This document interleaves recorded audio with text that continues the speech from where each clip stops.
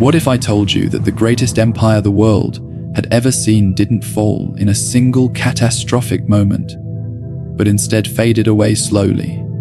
So slowly that most people living through it didn't even realize it was happening. Imagine walking the streets of Rome in its final days. The marble temples are still standing, senators still debate, soldiers still march through the forum. And yet, the heart of the empire is already hollow, rotting from within. The question is, how did it all slip away? And could the same fate one day await us? The fall of Rome is one of history's most haunting tales. For centuries, the Roman Empire was the beating heart of the known world, stretching from the deserts of Egypt to the highlands of Britain. Its legions were unstoppable, its cities glittered with wealth, and its culture shaped the destiny of Europe. And yet, this seemingly eternal power collapsed. By 476 CE, the Western Roman Empire had ceased to exist, and a new age, the so-called Dark Ages, had begun. But here's the twist: Rome didn't vanish overnight. It wasn't toppled in a single battle, nor destroyed by one invading horde. Instead, it declined gradually, weakened by a combination of internal decay and external pressures. The empire crumbled not with a bang, but with a long, drawn-out sigh. And so we arrive at the central question of today's journey.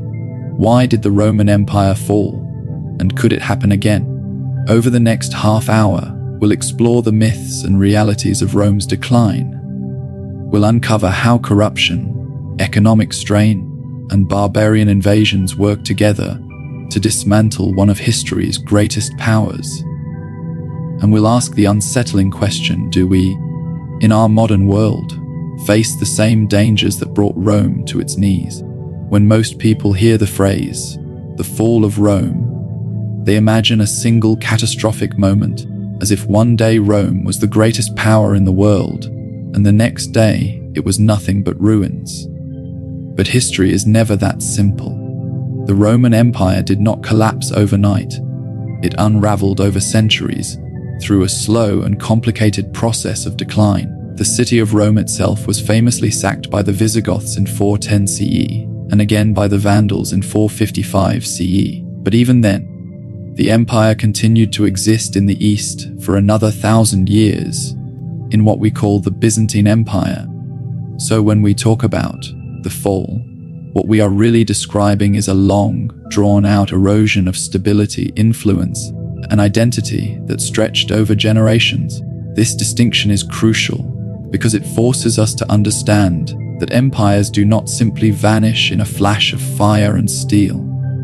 They crumble gradually, weakened from within as much as by outside forces. Roman writers themselves were already worried about decline long before the final collapse of the Western Empire. Figures like the historian Sallust and even Cicero in the late Republic warned about moral decay, greed, and corruption. They feared that Rome was already losing the qualities that had made it great. By the time we reached the 3rd and 4th centuries CE, Rome was plagued with repeated civil wars, shifting borders, and emperors who came and went with alarming speed.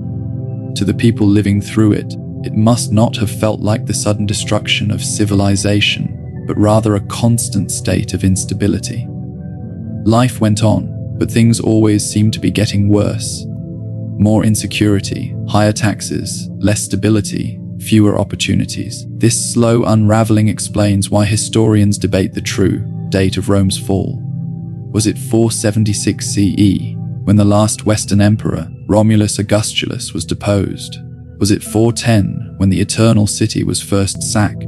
Or should we see it as a centuries-long decline that began much earlier? Understanding Rome's fall as a gradual process, rather than a single dramatic event, matters, because it changes how we interpret history itself.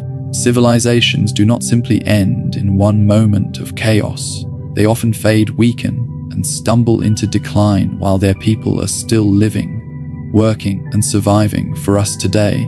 This slow motion collapse carries a haunting lesson. It is entirely possible for a society to be in the midst of decline without fully realizing it until it is too late. One of the most important forces behind Rome's decline was not external invasion, but internal weakness. The Roman Empire in its later centuries was plagued by corruption, political instability, and a revolving door of emperors who often cared more about their own survival than the survival of the state. At the height of its crisis in the 3rd century CE, Rome experienced what historians call the crisis of the 3rd century. In just 50 years, more than 25 emperors rose to power, and almost all of them met violent ends, whether through assassination, battlefield defeat, or betrayal. This constant turnover in leadership meant that there was no consistent policy, no steady hand at the wheel. Every emperor was more concerned with securing his throne from rivals than with governing effectively. The Senate, once the heart of Roman political life, had long since been stripped of real authority. Military generals held the true power, and emperors increasingly depended on the loyalty of their soldiers rather than the support of institutions. This dynamic meant that emperors had to constantly buy the loyalty of the army through bribes, land, and privileges. The soldiers, in turn, learned that they could make or break emperors at will. Rome became less a state and more a prize to be seized by whichever general could muster enough troops. This climate of instability was devastating to the empire's ability to function. Corruption spread throughout the imperial administration. Provincial governors squeezed their territories for personal profit. Tax collectors exploited the poor, and the wealthy elite grew more detached from public service. What had once been a civic culture of shared duty and responsibility had eroded into self-interest. Even when strong emperors like Diocletian or Constantine attempted reforms, the underlying problems of instability and corruption persisted. For ordinary Romans, this constant chaos meant insecurity and uncertainty. Farmers feared invasions and looting. Merchants worried about trade being disrupted, and citizens no longer trusted their leaders to act in the common good. The repeated assassination of emperors also created a sense of inevitability, that no matter who took power, he would not last long enough to make a meaningful difference. In the long run, this political chaos hollowed out Rome from within. An empire cannot survive without stability at the top, and Rome had lost that most essential of ingredients. While politics and leadership were breaking down, Rome's economy was also under enormous pressure. The empire's success had always depended on conquest, which provided new wealth, land, and slaves. But as expansion slowed, Rome had fewer fresh resources to draw from. The empire now had to sustain itself on taxation, and that burden fell heaviest on the poor and the middle classes. Heavy taxes drained communities, driving many small farmers into debt or forcing them to abandon their land altogether. Inflation became another serious problem. During the 3rd century crisis, emperors debased the currency by mixing cheaper metals into Roman coins, trying to fund military campaigns without raising taxes further. But this only destroyed confidence in Roman money. Prices skyrocketed, trade slowed, and economic life became more unstable. A growing reliance on slave labor also distorted the economy. While slavery had once been a key engine of Roman growth, it became less efficient as the empire's ability to capture new slaves through conquest declined. Meanwhile, the concentration of wealth into the hands of a small elite widened the gap between rich and poor.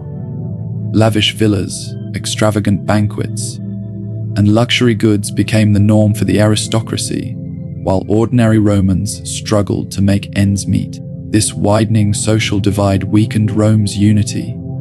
In earlier centuries, the ideal of Roman citizenship had been a powerful bond, creating a sense of shared identity and duty. But by the later empire, many citizens felt alienated from the state that taxed them heavily while giving little in return. Corruption in the tax system often meant that wealthy elites could find ways to avoid paying their share, leaving the burden on the less powerful. In the countryside, some farmers sought the protection of wealthy landowners, becoming tenant laborers, tied to estates in arrangements that looked very much like the beginnings of medieval serfdom. Economic weakness also undermined Rome's ability to defend itself. A state with limited resources cannot maintain vast armies, supply its soldiers properly, or invest in infrastructure.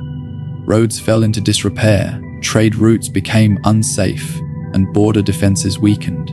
Over time, these economic problems compounded, making it harder for Rome to respond to the external threats that were mounting on its frontiers. The economic decline of Rome is one of the clearest reminders that empires are not only built on armies, but also on stable systems of production, trade, and fair distribution of resources. When those foundations weaken, even the greatest military cannot save the state for long. While Rome was weakened from within by corruption and economic troubles, it also faced growing external pressures. The empire's borders stretched thousands of miles, from the sands of North Africa to the forests of Northern Europe, and defending such vast territory was an immense challenge. Rome had always dealt with threats along its frontiers, but beginning in the 3rd and 4th centuries, those threats became overwhelming. The most famous external pressures came from the so-called barbarian invasions. Germanic tribes like the Visigoths, Ostrogoths, Vandals, and Franks had long lived along Rome's borders. At times they traded with Rome or served as mercenaries in its armies. But as Rome weakened, these groups saw both opportunity and necessity in pushing into Roman lands. The movement of peoples was also driven by the arrival of the Huns, fierce nomadic warriors who swept westward from Central Asia, displacing other groups in their path. The Visigoths, pressured by the Huns, sought refuge inside the Roman Empire, but when mistreated by Roman officials, they turned against Rome, eventually sacking the Eternal City in 410 CE. The sack of Rome shocked the ancient world. Rome had not been captured in nearly 800 years, and to see it fall to outsiders was almost unthinkable. Yet this was only one of many blows. The Vandals, sailing from North Africa, sacked the city again in 455. By the late 5th century, Germanic rulers had carved out kingdoms within what had once been Roman territory. The deposition of Romulus Augustulus in 476 CE by the Germanic general Odoacer marked the symbolic end of the Western Roman Empire, but it is important to understand that these invasions did not happen in isolation. Rome's internal weakness made it vulnerable.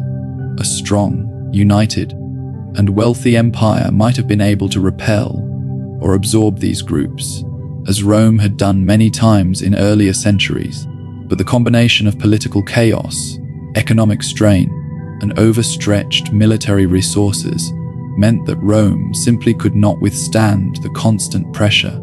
The armies that once conquered the known world now struggled just to defend their own borders.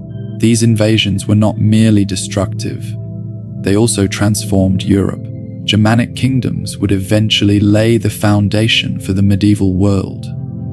But for Romans at the time, it must have felt like the end of everything they knew. The Eternal City had been humbled, and the empire that had once ruled the Mediterranean world was gone in the West. The fall of Rome is not just an ancient story. It is a mirror held up to the present. Historians and political thinkers for centuries have asked whether what happened to Rome could happen again to modern powers. And when we look closely, the parallels are striking. Rome fell not because of a single cause, but because of a combination of pressures: political division, economic inequality, corruption, overextension of military commitments, and external threats. These are issues that modern states also struggle with. Consider political polarization. Just as Rome was torn apart by rival claimants to power and civil wars, many modern nations face bitter divisions that erode trust in institutions. Corruption and self-interest among leaders weaken the sense of shared responsibility, just as it did in Rome. The economic issues also resonate today: growing inequality, over-reliance on unsustainable systems, and the alienation of ordinary citizens from elites who seem detached from their struggles. Rome's heavy taxation and reliance on cheap labor echoes in debates about wealth distribution and the sustainability of global economies. Overstretch is another haunting parallel. Rome controlled vast territories that became increasingly difficult to defend, draining its resources and exhausting its armies. Today, global powers also maintain extensive military and economic commitments that sometimes exceed their capacity. The idea of imperial overstretch, first described by historian Paul Kennedy, applies as much to the modern world as it did to ancient Rome. Even external pressures offer lessons. While modern societies do not face Visigoths at the gates, they do face other large-scale challenges: migration, climate change, resource scarcity, and the rise of new global powers. These shifts test the resilience of existing systems in much the same way that the migrations and invasions tested Rome. Perhaps the most important lesson is that collapse does not come all at once. Rome's fall was a gradual decline, and that is what makes it so unsettling.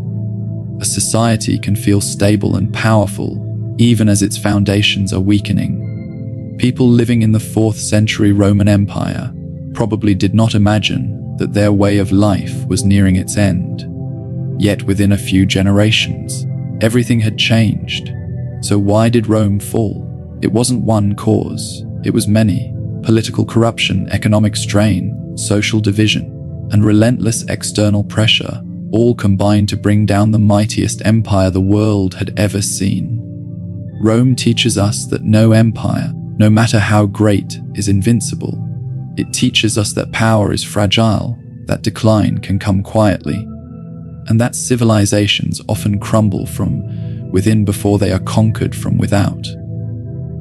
If you've enjoyed this journey into the fall of Rome, don't forget to like, subscribe, and hit that notification bell so you never miss another dive into the mysteries of the past.